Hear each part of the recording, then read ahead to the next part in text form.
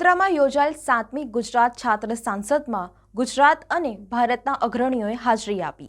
વડોદરામાં યોજાયેલી 7મી ગુજરાત છાત્ર સાંસદમાં હાજરી આપવા માટે આવેલા ચંદ્રયાન મિશનની સફળતાના નાયક એવા એસ સોમનાથે પત્રકાર પરિષદ સાથે વાતચીત કરતા કહ્યું કે આપણા જીવનમાં એઆઈનો પ્રવેશ મોબાઈલ અને કમ્પ્યુટર થકી થઈ ચૂક્યો છે। આપનું સતત મોનિટરિંગ થઈ રહ્યું છે।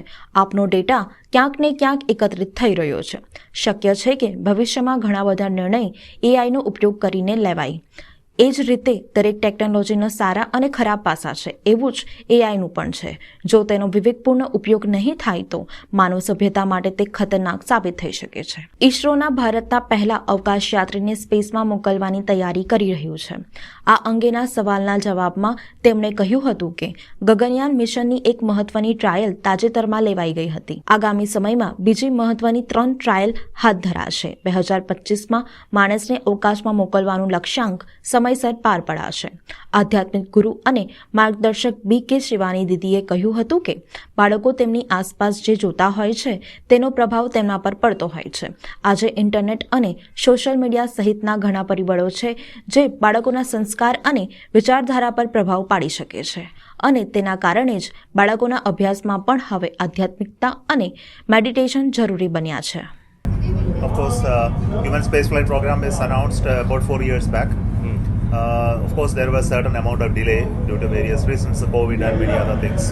Now we have fresh target is that we should have the actual human spaceflight happening in 20. Hindi हो जाए हिंदी तो मैं थोड़ा सा यहाँ पे देखिए सर। वहाँ भी तो उन्होंने भी सर मैं आऊँगा तो सर कैमरा आ जाएगा।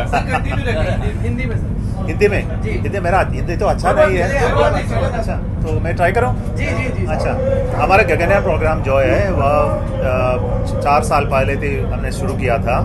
उसके बाद जो डिले होता था उसके कोविड के कारण पर अब हमारा ये शेड्यूल में रीफिक्स किया है।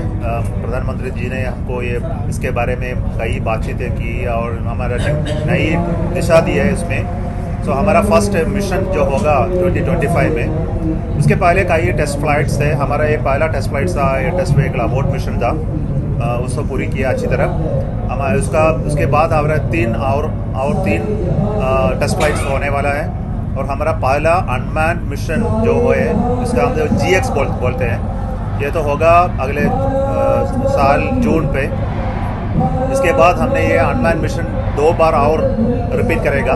ये सभी अच्छी तरह होते तो हम ह्यूमन स्पेस फ्लाइट तो करेगा और एस्ट्रोनॉट को ले लेंगे तो ऑर्बिट पर, और उसके वापस सेफ लाना है तो हमारा एक बहुत कमजोरी बात है।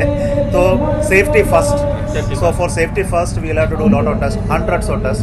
जो हमने जो बोला है तो ये मेन टेस्ट है और जो स्मॉल टेस्ट है जो होते हैं आपके नज़र में नहीं आते और मीडिया में नहीं आते, ये सभी होते रहते हैं हमारे सेंटर्स में।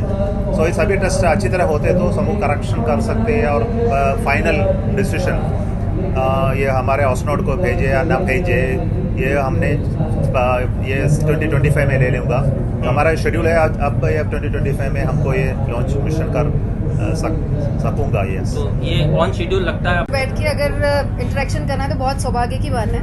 मैम हिंदी रखना, लैंग्वेज हिंदी रखना। ठीक है। तो मैंने मैकेनिकल से मेरा इंजीनियरिंग कंप्लीट करके आई वेंट दिल्ली जाके पहले तो गुजरात से बहुत कम बच्चे, मैंने 2014-15 में एक वो फैसला लिया और घर वालों ने भी सपोर्ट किया कि नहीं चलो उधर चलते हैं। एक इंस्टीट्यूट था सर, वहाँ हमारे हिस्ट्री टीचर हुआ करते थे, अभी भी हैं, गुरु हैं तो गुरु ही रहेंगे लाइफ लॉन्ग। और उन्होंने बहुत अच्छी बात एक बोली थी जो मेरी लाइफ में एग्जैक्ट डिट्टो वो कहीं ना कहीं बैठती है कि जैसे प्रश्न पूछते हैं ना कि सर व्हाट इफ कि हम जितनी भी हमारे अटेम्प्ट्स हैं सिविल सर्विसेज के, अगर हम क्रैक नहीं कर पाएंगे तो फिर क्या करेंगे लाइफ के साथ। बहुत ऐसे स्टूडेंट्स होते हैं कि जो अपना करियर छोड़ के दूसरे सब पापा का बिजनेस छोड़ के इसमें आ जाते हैं। उसके बाद क्या, एक एज भी हो जाती है फिर तो करेंगे क्या फिर। तो सर का एक बहुत अच्छा सा आंसर नहीं था, ज्ञान था। और वो अगर हम मेरे जैसे जितने भी स्टूडेंट्स हैं, यंग जनरेशन है, अगर थोड़ा वो क्वाट है ना वो अपने दिमाग में उतार ले तो कोई फिक्र करने की या फिर कोई वरी करने की ज़रूरत नहीं है फॉर करियर के रिगार्डिंग। सर ने बोला कि इतना ज्ञान, हर विषय का थोड़ा थोड़ा ज्ञान आपको मिल रहा है यहाँ इस कोचिंग के माध्यम से। चाहे हिस्ट्री ले लीजिए, चाहे इकोनॉमी ले लीजिए, चाहे भौतिक शास्त्र ले लीजिए, रसायन शास्त्र ले लीजिए, मैथमेटिक्स ले लीजिए, इंजीनियरिंग ले लीजिए, मेडिकल फील्ड ले लीजिए, कोई भी विषय वस्तु ऐसा नहीं है कि यूपीएससी के प्रिपरेशन के दौरान आप नहीं पढ़ेंगे। कोई कुछ भी नहीं कर पाएंगे तो बहुत ही अच्छे पॉलिटिशियन बन जाएंगे, एमपी और एमएलए बन जाएंगे। So this is the thing जो मेरे साथ हुआ।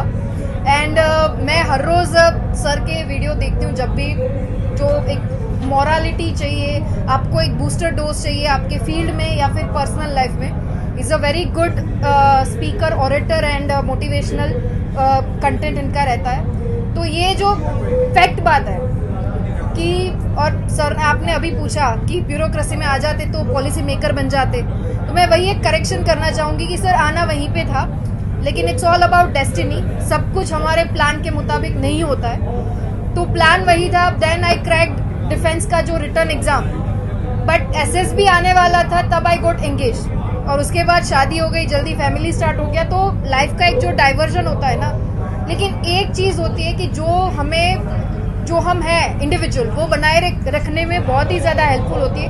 वो हमारा मोटिव, मेरा मोटिव था कि मुझे सो एंड सो माध्यम से देश के लिए कुछ कंट्रीब्यूट करना है, कुछ भी, चाहे वो माध्यम ब्यूरोक्रेसी का हो, चाहे वो माध्यम पॉलिटिक्स का हो। और उससे in between I met our honourable PM sir, Modi ji से मैं मिली, उन्होंने बातों बातों में बोल दिया कि इतनी सेवा के काम आप करते हैं, विमेन एम्पावरमेंट के लिए आप 200 जितने विलेजेस घूमी हैं, स्त्री सशक्तिकरण के लिए आप काम करती रहती है, तो why don't you join party. तभी मैंने सर से बोला कि सर ऐसा सोचा नहीं है पॉलिटिक्स में एंटर करना। तो उनका एक बहुत अच्छा सिंपल सा था कि हम बहुत ही छोटी छोटी बातों में सोसाइटी को या फिर गवर्नमेंट को कोसते रहते हैं, क्रिटिक करना। तो ये बहुत ही लाइक नॉर्मल बात है कि हम इजी जैसे क्रिटिक कर दिया, कमेंट कर दिया, कोस दिया। अगर आप कुछ चीज़ें बदलना चाहते हो, कुछ अच्छे प्रोस्पेक्टिव में सोसाइटी को देना चाहते हो, तो आपको खुद को उसमें उतरना पड़ेगा। अनलेस एंड अनटिल ये पॉसिबल ही नहीं है कि बाहर से तमाशा देखो, भाई हमें तो पैर पे पैर रख के टीवी देखते उठते सरकार को कोसना है, या फिर यूथ को कोसना है, या फिर सो एंड सो समाज को कोसना है। ये ठीक करना है, अपने हिसाब से चलाना है, अच्छी डायरेक्शन में देश को और समाज को लेके चलना है।